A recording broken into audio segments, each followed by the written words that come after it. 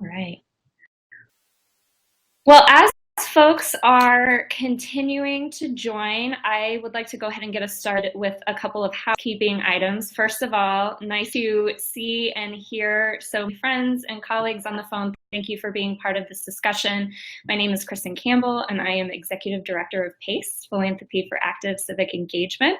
And welcome to our webinar on America's Civic Renewal Movement, a important new paper released by friends and colleagues Peter Levine and Eric Liu. So we are thrilled to be hosting this discussion today. I'm going to go ahead and get us started with a couple of housekeeping items. First of all, this webinar is being recorded, and the video will be made available at pacefunders.org after the call. So feel free to share it with your colleagues or refer back to it at a later date if there's any part of the conversation that you feel you missed during the discussion. Secondly, a number of folks have already noticed and taken advantage of the chat feature, which is available to all attendees, whether you're joining us on video or on the phone only. And so feel free to take advantage of that along the side.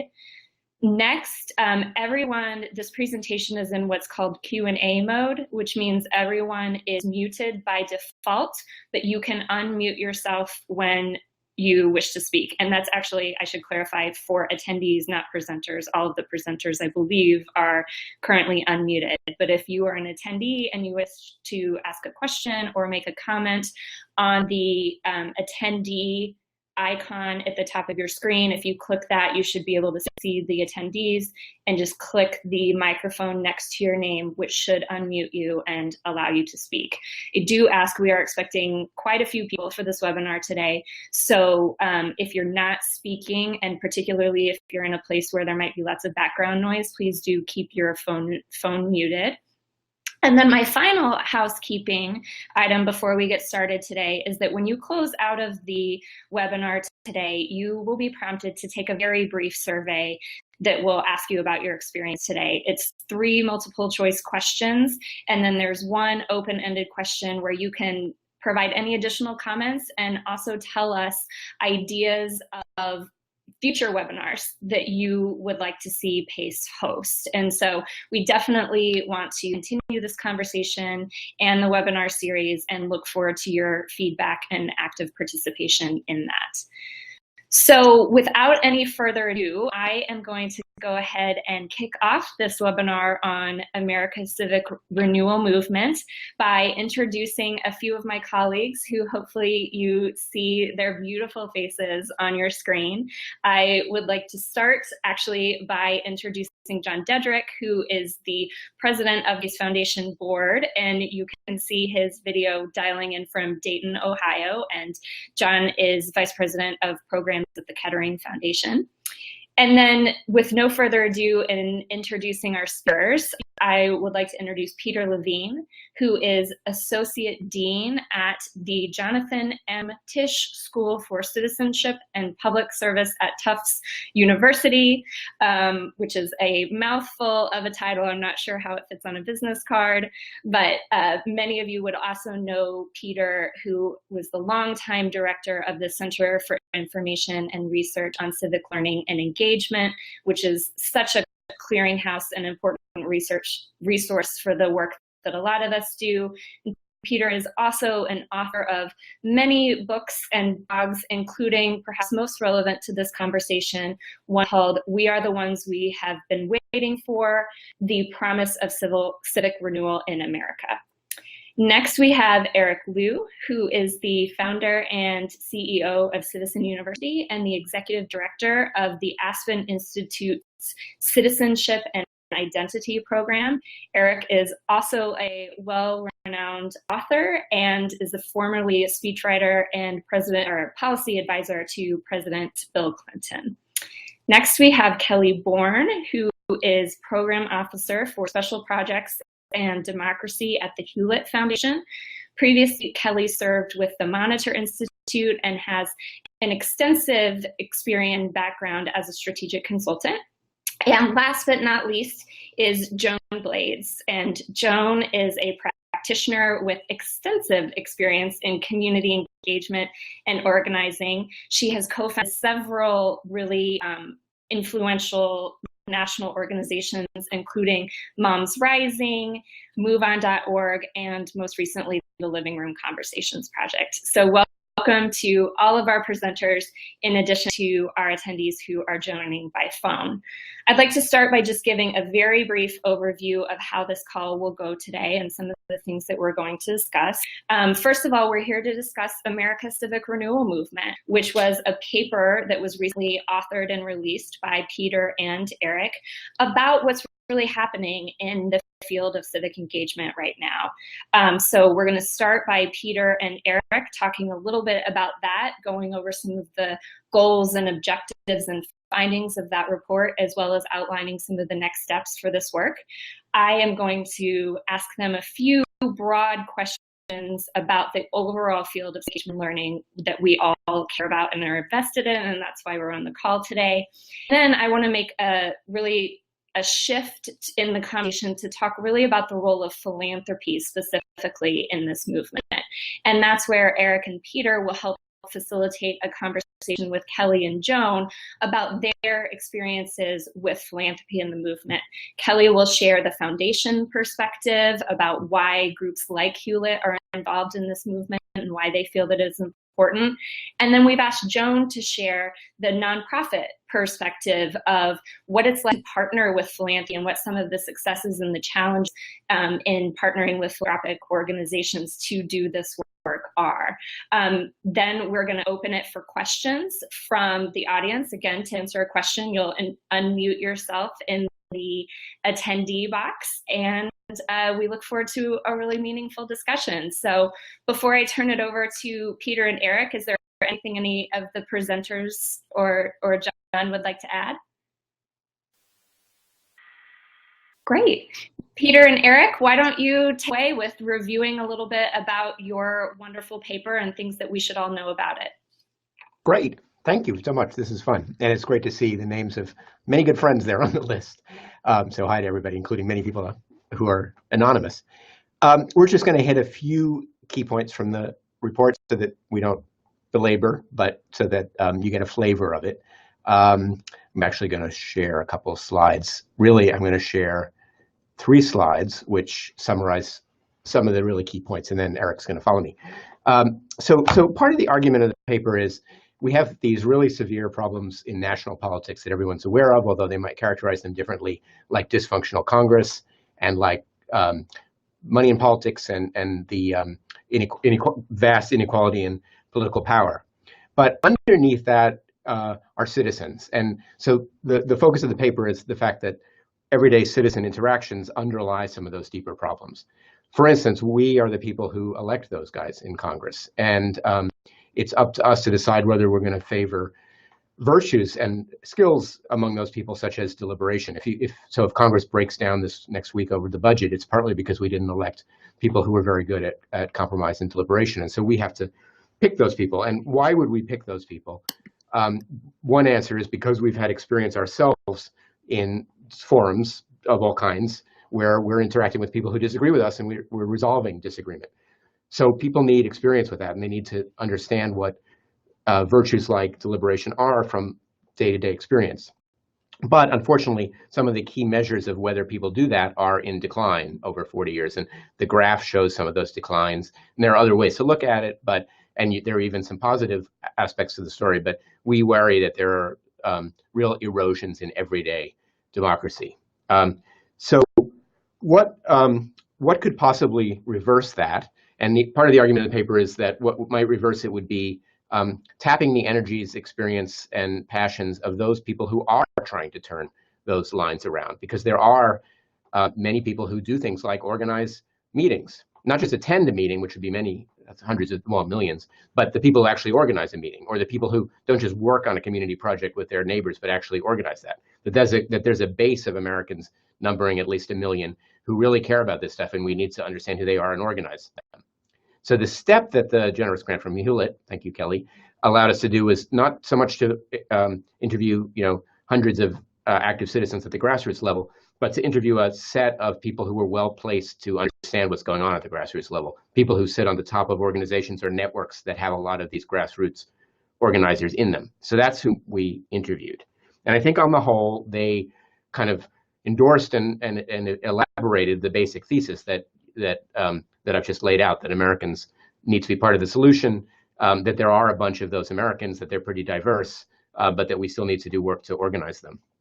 So just that's all mostly about kind of what we attempted to do, kind of the method and approach. Let me just share two quickly sort of findings that might be interesting, and then I'll kick it over to Eric. One is this kind of comes out of this graph. So that displays many of the groups that we interviewed, or leaders of which we interviewed, on a graph. And think about it this way: if you're running an organization, it can be big, you can have a lot of members, or it can be deep in the sense that it can have a lot of close interaction with its members. They can develop, they can change as a result. It can really touch them. You'd like to be both big and deep, but it's hard, so most organizations make some kind of trade-off. And you can be unified so that you have a common voice and a powerful message and really get something done. Or you can be diverse so that you bring people together who are different. Of course, you'd like to be both unified and diverse, but that's also hard. So most groups are in a position of having to make a trade-off. When you look at the groups we interviewed, and I think a lot of other ones, you can name some that are big and unified, some that are unified and deep, some that are diverse and deep, but none that are big and diverse. And I would argue, I don't know, Eric, if you're in exactly the same place, but I would argue that it's not that quadrant is better than the others, but it's that it's very important, because you need places where lots of people come together who are different, and that it's not inevitable that quadrant is empty, because we've had in American history groups that have been big and diverse, but that were really weak on the big and diverse quadrant in the beginning of the 21st century. So this obviously is for discussion, looking forward to the discussion, but that's a proposed finding. And here's another one. This shows all the groups we interviewed, plus some of their core key partner organizations. And it shows the connections among them as they themselves talked about in the interviews, or in some cases, as you can easily tell from a bio. So this is not every connection that exists. So if you're on here with a group, and John's on here with Kettering Foundation, it's not linked to AARP, and it should be, then don't be offended. But this was a quick and dirty look at the way the network is shaped. And so Joan is responsible for the link between Moms Rising and Move On, right, Joan? Up at the top. But the real finding here is it's not a very tight network.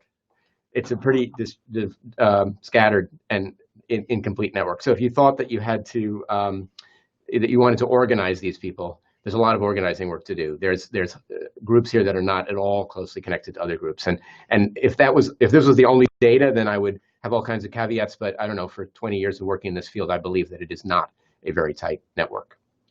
So that's all. I probably said too much, except that one follow-on step should be, I believe, more research into the people who are more at the grassroots level, since we only took a grass tops look for this first round. But Eric, do you want to elaborate? Thanks, Peter, and thanks, Kristen, and to the whole PACE team for getting us together here, and for everybody who's joining this conversation. The only things I would add to Peter's great overview there of some of both the key findings and I think some of the key approaches that we took in the first place to this endeavor, I would underscore three things. Number one, going back actually to that last slide that Peter showed, is a theory of action about catalysts and networks.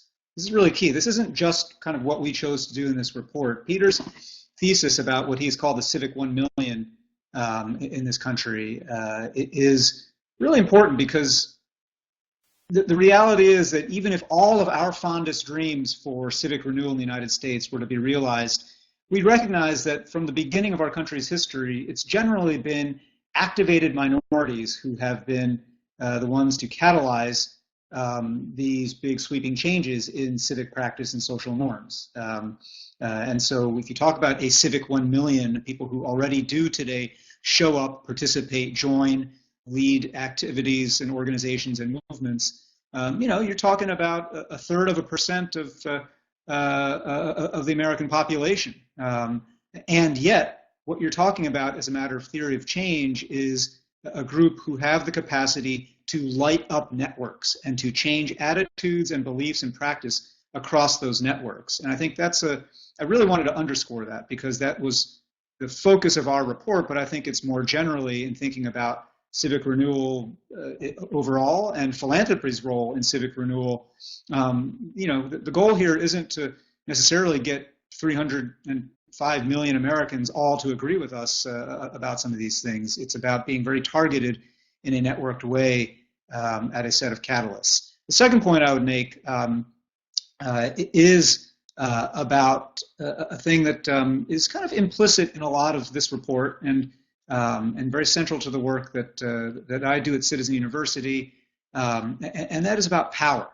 And I think there is a real feedback loop. It can be positive or it can be negative between the perceptions that people have of where power resides in society, and whether they choose, in fact, to get engaged and to participate, right? And so I think one of the underlying reasons for paying closer attention to this network of civic catalysts and trying, as Peter was saying, to thicken up that network and to make it more dense and interconnected is so that more everyday Americans and everyday citizens start imagining that they have more of a shot to decide, to have voice, to have power, and to have agency, right?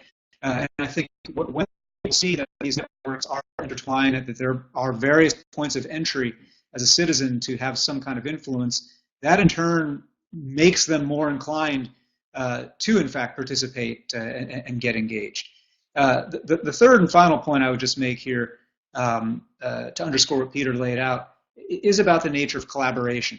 And this is one of the important findings in the report that kind of goes with the final slide that Peter showed. If you have a network map where there isn't a ton of intersecting and interweaving among the various nodes on the network in the map, it suggests that you have, I put it in the positive, not a challenge, but an opportunity. You have a huge opportunity to foster a lot more cross-sectoral, cross-partisan, cross-ideological, cross-regional collaboration. And I think that even within the subset of people that we might call nationally the Civic 1 million, or you might call locally just movers and shakers and people who show up and get involved, I think all our job, particularly those on the call who are involved in philanthropy, is going to be to foster more of that kind of collaboration.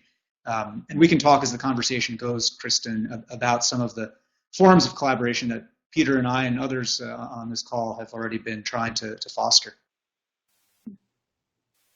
Great. Thank you guys so much for that overview. I want to ask a couple of questions, and one that, thanks to a couple of folks in our audience, has really been teed up in the chat box. So just so everybody knows, we do look at the chat box, and I'm going to ask a question based on that. But it's really goes to your point, Peter, in the graph that you made about the lack of organizations in the 21st century that are both big and diverse. What does that really mean for us? And you mentioned that this in some ways is a challenge that's specific to the 21st century and that it maybe hasn't always been the case. So can you give some examples of ways that has worked in the past and kind of the conditions that allowed that to happen? And do you think that maybe our 21st century need for consensus around some of these issues, particularly from a policy perspective, might be making groups move away from big and diverse? So if you could just expand a little bit on that finding and how and why that exists, that would be great. Sure. Well, so briefly, because it's a big topic and there's lots of angles on it, but one thing to bear in mind is the decline of the big federated organization that had grassroots chapters that were really lively. So that meant both of the national political parties back in the day, plus many, all the fraternal and sororal organizations and NAACP and many others where, people were pretty homogeneous possibly in their particular group, but they had to come together. So the Brooklyn Democratic Party people had to come together with the Montana Democratic Party people at the convention. But the actual local part of that is pretty weak now because parties are mostly just clusters of entrepreneurial politicians. And likewise for the NAACP or the Lions Club or any of those other organizations. And then another example would be the Metropolitan Daily newspaper, which you could definitely criticize because it was controlled by some few people who got to set the agenda. But it did have the job, at least, of putting on everybody's front page, on everybody's front doorstep, excuse me, the sort of the news for the community as a whole, and trying, at least claiming to reflect the issues of a community as a whole, and having quite a large audience.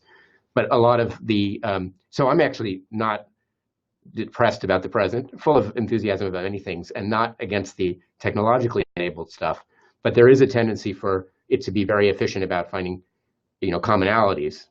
Mm-hmm. So these large movements that develop around people finding that they have one thing in common produces big but not diverse, in essence. I don't know if anyone else, Eric, wants to elaborate. One thing that I agree in general that this is the case. I'm not entirely sure I agree that it's fully a problem. I think it is the case. It's incontrovertible, as Peter's saying, that a lot of these cross-cutting institutions, whether they political parties or major newspapers, things that created a sense of commons, common identity, common background knowledge, common information, have broken down or fragmented over the last half century.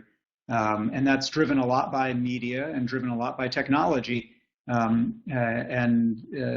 what it's also driven by, and this is why I'm not totally sure it's a bad thing, it is driven by democratization also, right? The fact is that it's not only, the challenges that, say, a major city newspaper face, are not only the challenges that happen when you have a lot of new media outlets and technology sources that allow people to, in a sense, publish their own version of the story or the facts. But it's also that the existence of those platforms mean that nobody wants to take as authority anymore what previously had been essentially a smaller group of more privileged, generally more white, generally more men, who were making up the story for the rest of the community, right? And I think that's sort of the tug and pull here.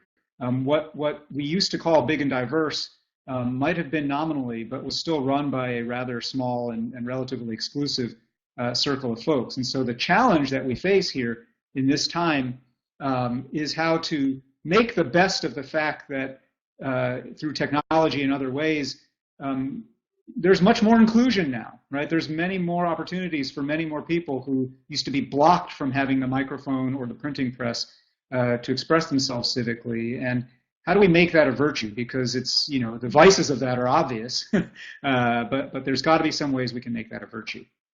Yeah.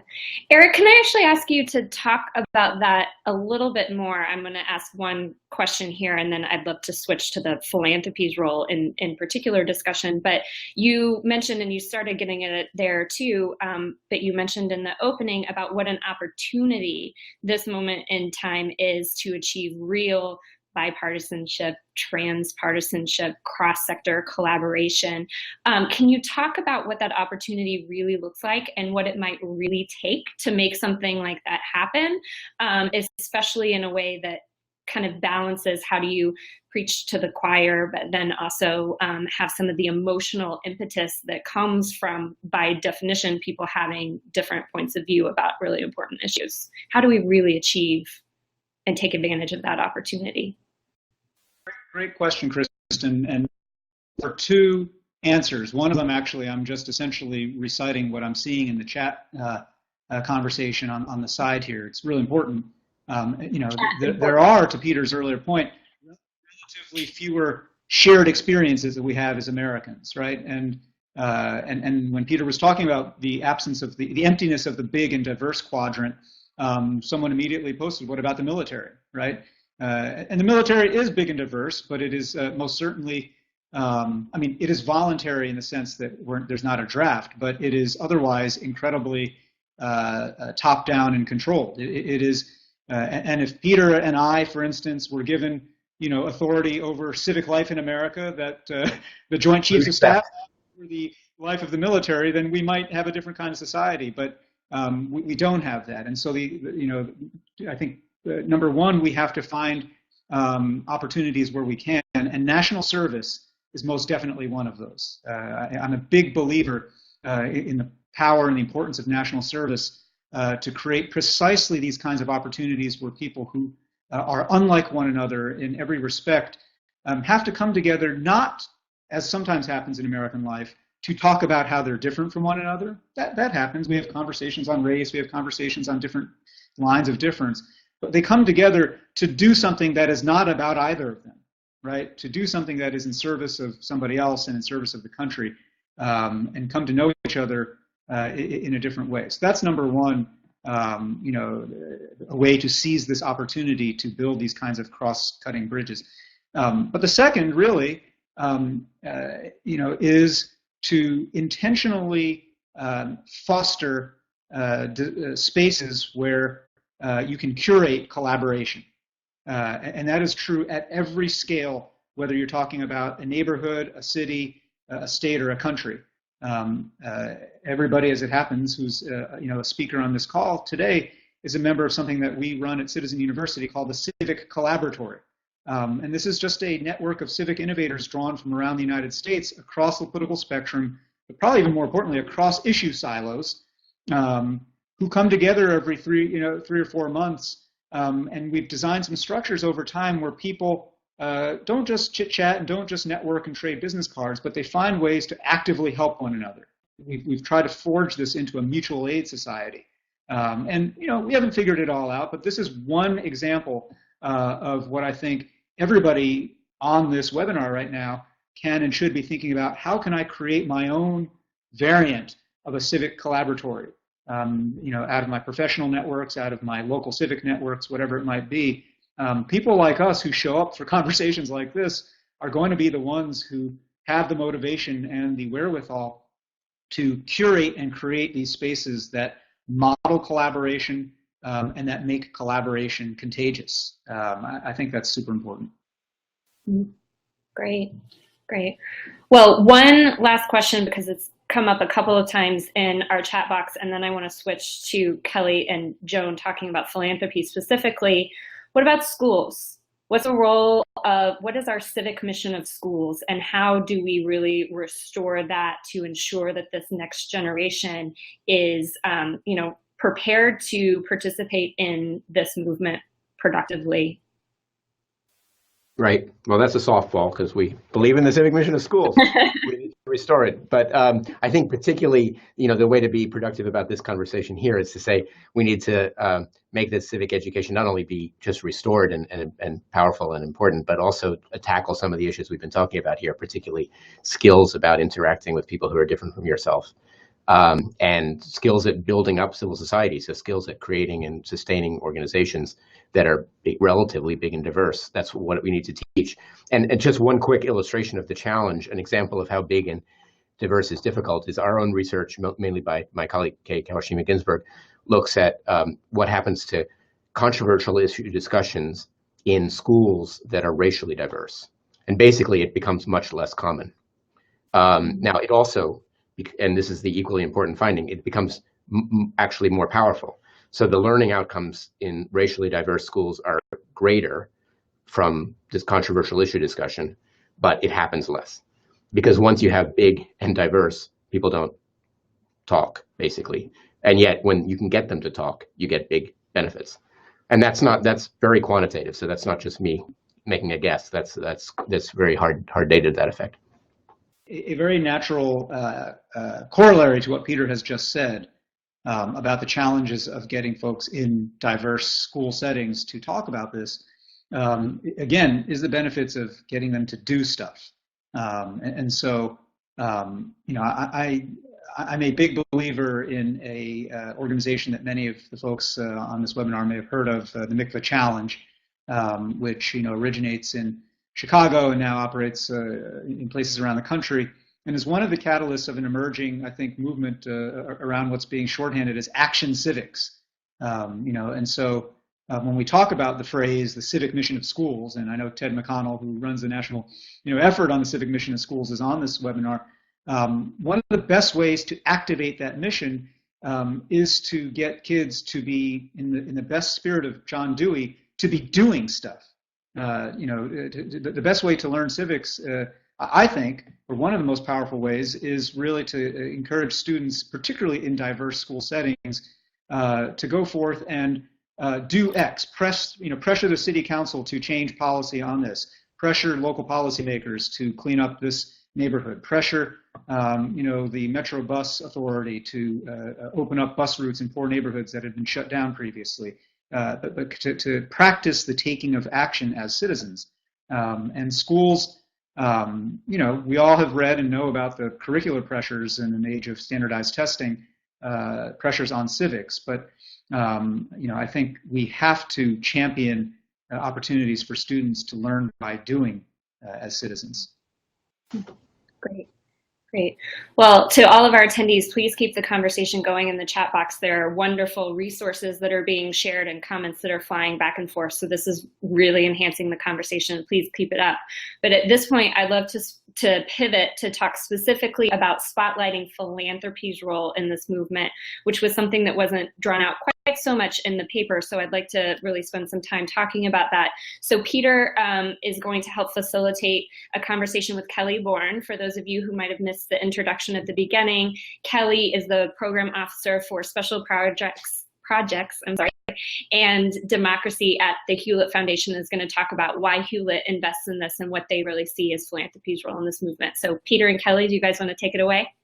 Yes, and I'm going to kick it right over to Kelly, although I'll follow up with some questions. But did you want to make some, oops. Yeah, there we go. Did you want to make some introductory comments, Kelly, about where you guys are? Yeah, I'm happy to. I mean, I think the question that you were teeing up, Kristen, was around philanthropy's role in the civic engagement movement. And yeah, happy to speak to that. I think it's something that we at Hewlett have ourselves wrestled with, and that was part of the impetus of wanting to support Peter and Eric's research here, was getting our arms around that. I think in the philanthropic community, it spans the movement spans such a wide range, everything from the sort of volunteerism, the Franklin Project that was brought up, the sort of service, to the other end of the spectrum that's more political. And that has been the side that we at Hewlett, at the Madison Initiative, have been focused more on, because all of our work is explicitly around improving dynamics in Congress. And so we've been more interested in voting and in how to improve connections between members and constituents. So I can speak, I think, more to the political side of the equation.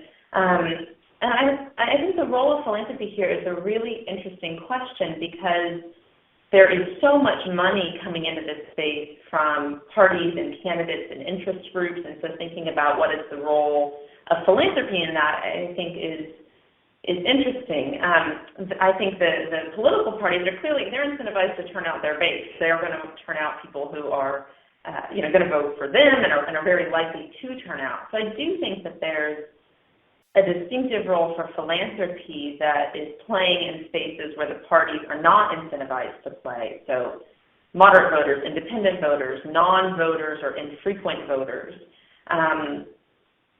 I think one of the challenges that we've observed, and we are newer in this field, is that a lot of most foundations, including Hewlett, are organized around issue areas like environment or education or human rights, and a lot of those issues have become increasingly politically polarized over the years. And so in effect, you have a number of foundations that are supporting civic engagement in support of issues that they care about, and sometimes that can be similar to what the parties are doing in terms of pulling the political system in different directions. And I think there are fewer funders who are supporting democracy for democracy's sake, kind of agnostic of policy outcomes, which is more in the vein of, I think, what Peter and Eric's paper was speaking to.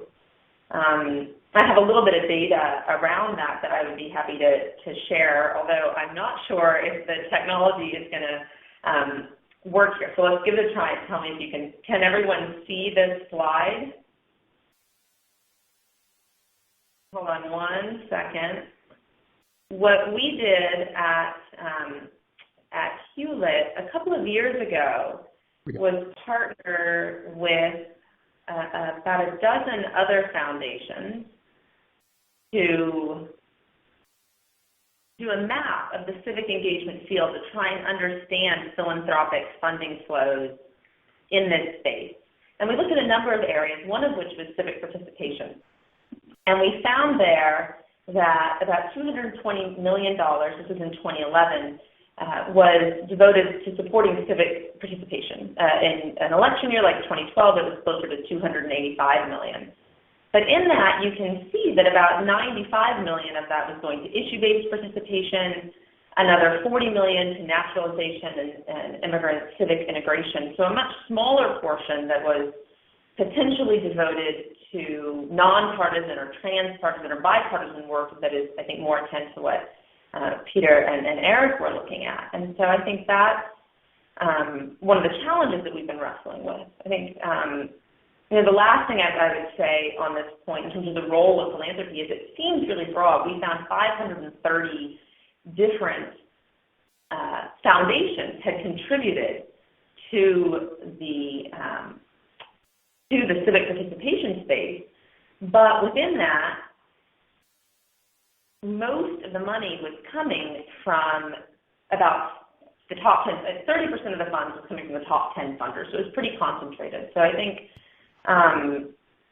there are a lot of funders active in it, but a lot of the money is coming from the top organizations. And then the last thing I would say is, I think a lot of what funders are doing, kind of emphasizing that point, it's a real mix. You have big funders like Ford and Carnegie doing, $35 or $10 million a year in funding, but some of them are really issue-based, and very few of them are really nonpartisan.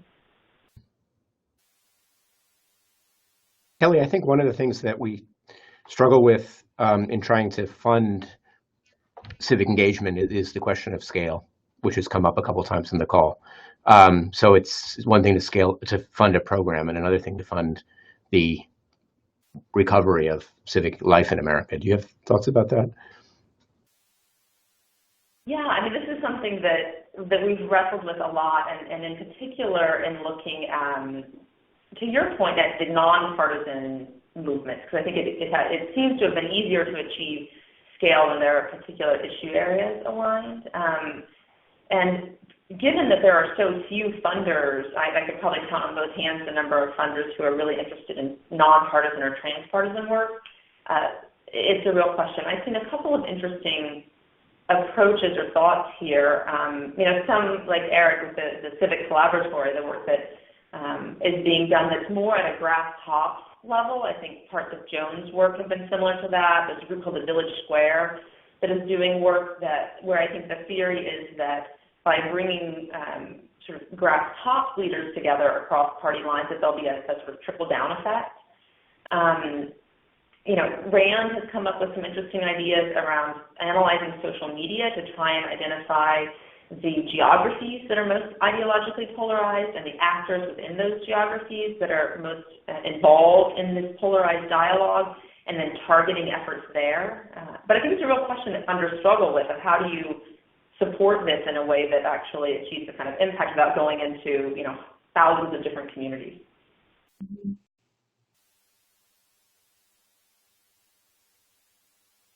So maybe that's actually a great segue to pivot to Eric and Joan talking a little bit about what is some of the nonprofit experience of grant seekers and those who are seeking to partner with foundations on this effort. And Joan, I know one of the things that you wanted to talk about that came up in the chat box is sometimes the tension between funding process versus funding specific goals and outcomes. So I'm hoping that you'll be able to touch on that specifically in some of your comments. But Eric and Joan, do you guys want to take it away now? Oh, Eric, we can't hear you.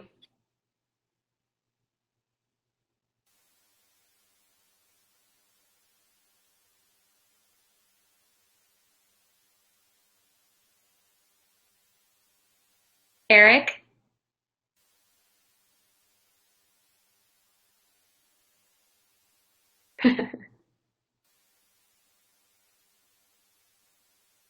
Oh, technology. I could jump in and ask the first question that Eric was going to ask Joan, if you all don't mind. Why don't you do that while we get Eric back on? I hate to be overly scripted, but it gives him a chance. So Joan, pretend I'm Eric, and my question is, Eric's chatting you a question. Oh. Different. Let's see. Eric is typing. Oh, goodness.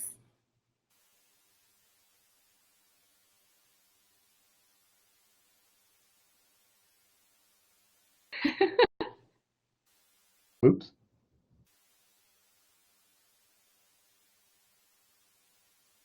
All right, there we go. Mm-hmm. So Eric's chat says, can we actually start with Kristen's question, the challenge of pressures from foundation to focus on narrow versus broad?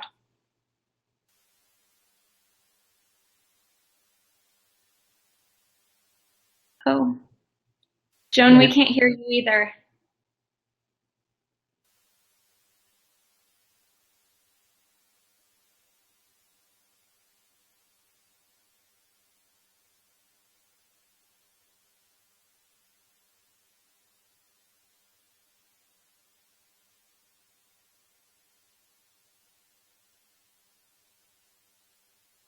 I'm really sorry, guys. I'm not sure what's happening.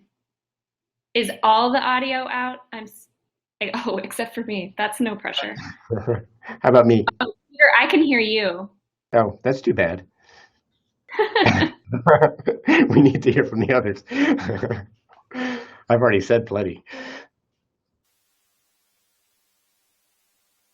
Kelly, can we hear you? Oh, Kelly has gone out too. I am so sorry, guys. I'm not sure what's happening. Can you hear me now at all? Oh, yes. Yep. Yes. Yep. We can hear you now. So while we're trying to troubleshoot Joan, Eric's audio issues, Kelly, can maybe we flip that question a little bit to you about the challenge between funding process and funding outcomes, and maybe trying to put yourself in some grantee shoes in that perspective as well. Yeah, I mean, having been in the nonprofit sector before, it's and now being on the philanthropic side, there's a real challenge and tension there. I think because of our accountability to our board, I think foundations do tend to focus on outcomes. This is a dialogue that we've been having internally and are shifting more to general operating support in our work and recognizing the real importance of building up institutions. But I think the tension between strategic philanthropy and the health of organizations is one that's been going on for a really long time. If it's helpful, Kristen, I could speak to one other question that Peter and I had discussed sort of offline until we have Joan back. Would that be helpful? I was about to ask you, but you picked the one you you would like to take. Well, I think the one that's interesting that's really germane to Joan's work until we get her back is a question that we've wrestled with related to scale. Yep. But we haven't seen that many nonprofits in the transpartisan or bipartisan space. To the grid that you showed earlier, there aren't that many. And you mentioned a few: the National Institute for Civil Discourse, Joan's work. There's a transpartisan center that has been started up, the Village Square in Tallahassee, but there are not that many. And I think when we do find them, in addition to scale, I would say there are 2 or 3 other things that foundations really wrestle with, that, at least for myself and in dialogue with a few funding partners. One is the legitimacy of the credentials of the person running the organization. And so I think it's very hard to find leaders like Joan. Oh, do we have you back? I heard a noise. Yeah. Can you guys hear me? Yes. Eric's back. Yeah. Hi. Hey. Wait. I wonder if it's because I've called in also. I'm going to hang up the phone. Tell me if you can still hear me. I don't know. Can you still hear me now? Yeah. Hey. Yeah. All right. Great. I can't hear Joan yet, though.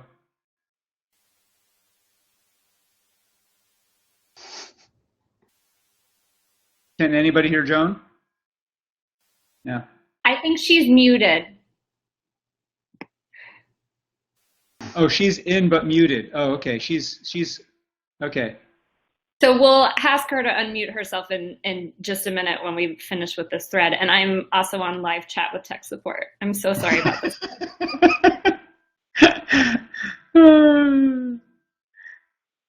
All right. Do you want me to do this really quickly, Kristen, or? Yes, please. Thanks.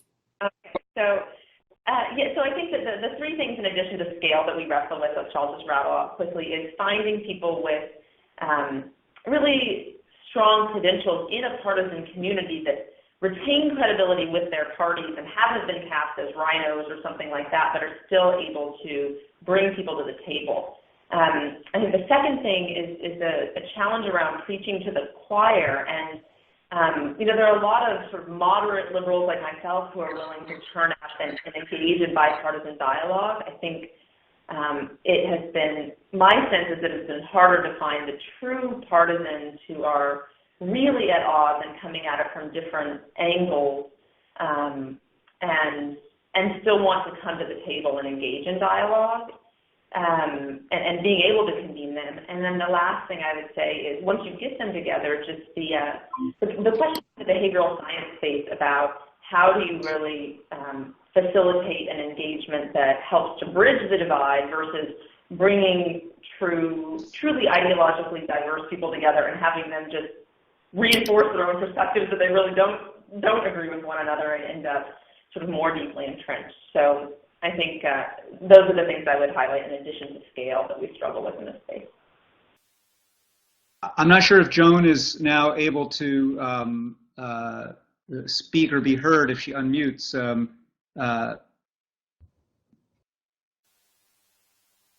No. Joan, tech support, if you can hear me, tech support said if you click more and then audio settings, and adjusting your audio settings should restore your microphone connection.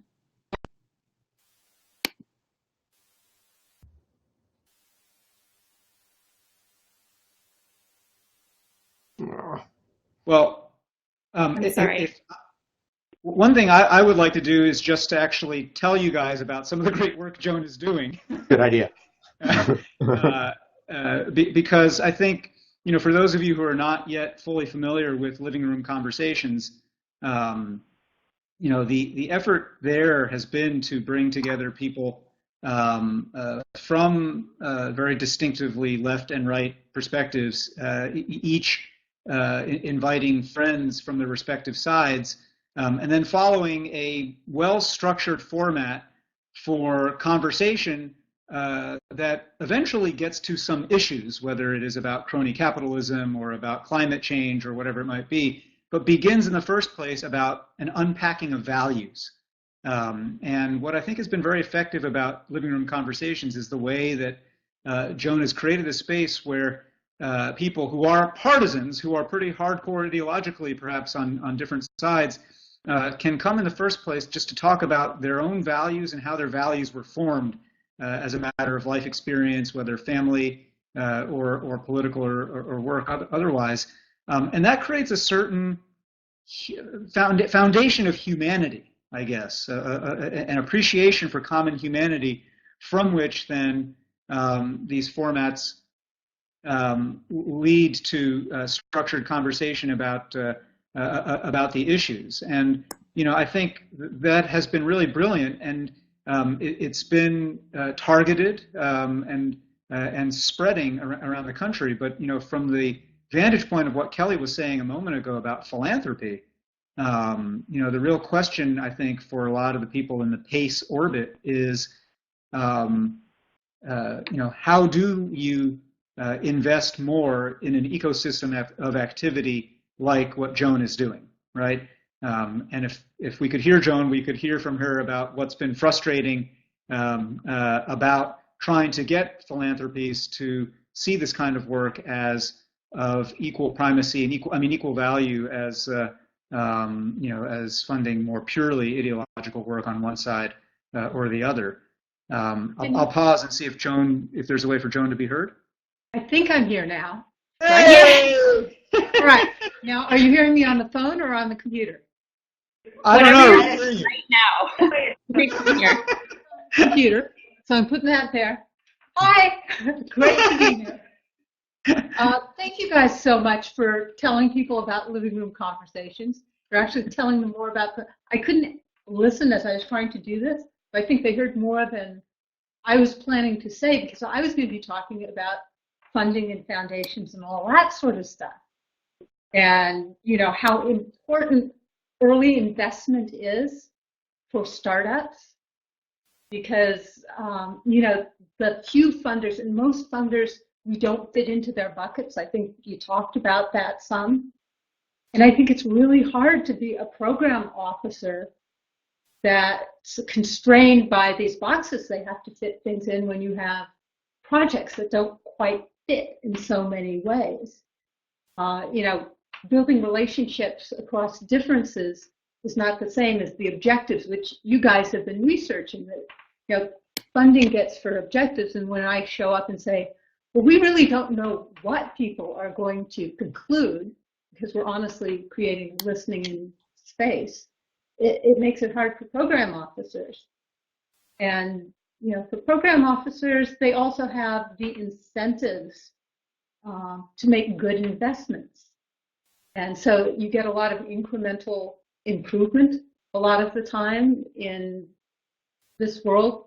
And I come from the software entrepreneurial world, where there's an expectation that you are going to invest in 4 or 5 things, and a couple of them you're going to give a joyful funeral, and hopefully you'll get a hit. So you don't only have incremental improvement, you have breakthroughs. And Lee Smolin wrote a book called The Trouble with Physics, because physics has been having this problem of, you know, just incremental improvement and not breakthroughs also. And I think we need breakthroughs.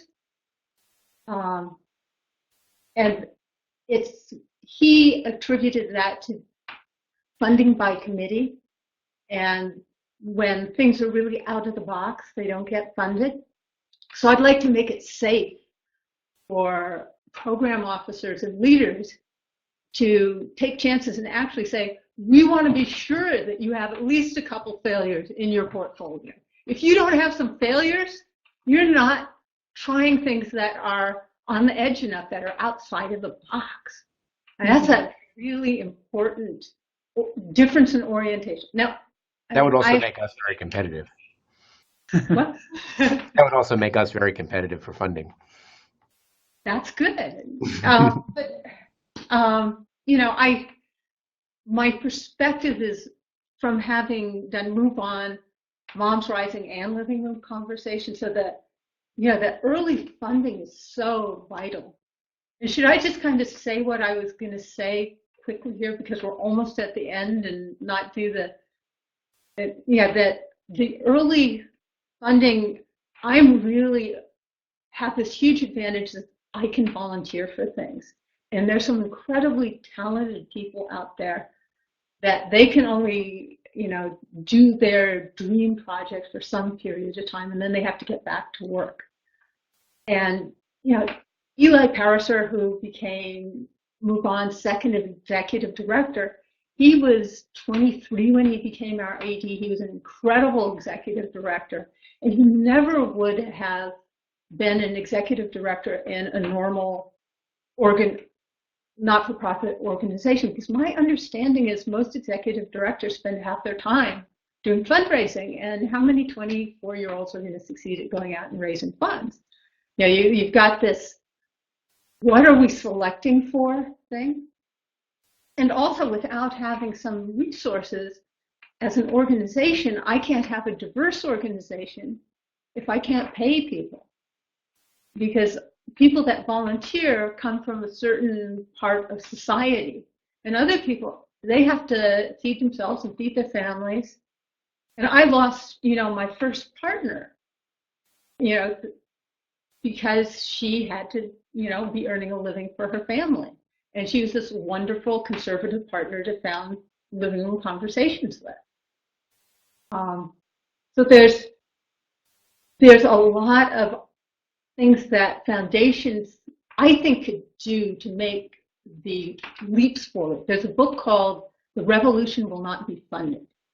And I think the revolution should be funded. And I'm hoping you guys are going to be the funders for it. And that's why I'm on this call. But, you know, obviously I have way too much to say about all the stuff So what other piece, if any piece, do you want me to hit? I know, Kelly, you want me to hit certain stuff. Kristen, should we, in the balance of the time, Kristen, open things up for participants to ask a couple of questions? Yeah, I think so. Unfortunately, we don't have quite as much time as we had allotted, but thank you all so much for your patience with our technical difficulties. I really apologize about that. But yes, let's open it up. We probably have time for one or two quick questions from the audience. So if anyone wants to unmute themselves and ask a question, we'll have a first come, first serve, free for all for the last couple of minutes.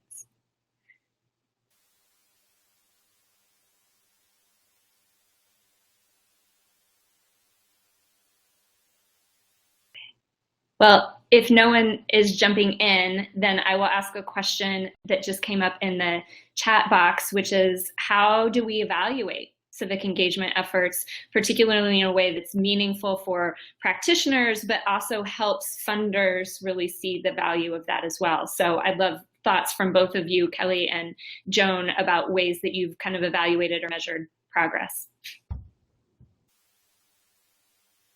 I think one of the things I've seen is in criminal justice reform, the conversations across partisan lines have now changed the political dynamics so that it is possible.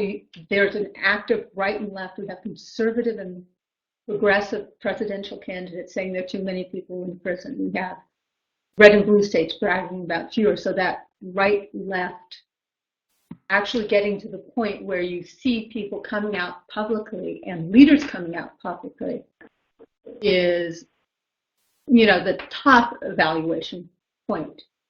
The problem for earlier on, like funding something like Living Room Conversations, that conversation started in January 2013, and we were just part of, a wave that was coming. So it takes years to get to that level of evaluation. That's really hard, and I sympathize with that challenge. Yeah, I think the only thing I would add is I think it depends if you're focusing on particular issues in the case that Joan mentioned, or if you're looking at sort of issue agnostic bipartisan engagement that is intended to, if the goal is to help improve relationships across party lines versus resolve some specific issue like criminal justice. I think it's really different. I think in the issue-based space, it's easier to think about because you can actually try to track policy change. I think in the latter, we're having really interesting dialogues, particularly with academics in the behavioral science space, or like Jonathan Haidt at Yale, who think about how do you understand the efficacy of some of these interventions in bridging party lines. And we've done a lot of work in this space with members of Congress, less so at the grass tops or grassroots levels. I think we're still exploring. Well, it has just hit 3 o'clock here on the East Coast, and I want to be very respectful of everyone's time. So I want to thank the presenters, Peter, Kelly, Eric, Joan. Thank you for being part of this discussion. It looks like we had at our high point about 70 people tuned in today, so thank you all for being part of it. Again, when you close out, you're going to get a quick survey just to rate your experience and tell us a little bit about ideas that you would like to see PACE explore in the future.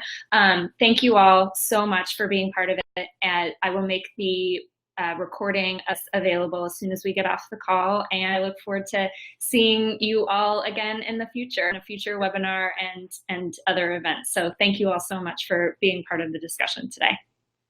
Thanks, everybody. Bye-bye. Thank you.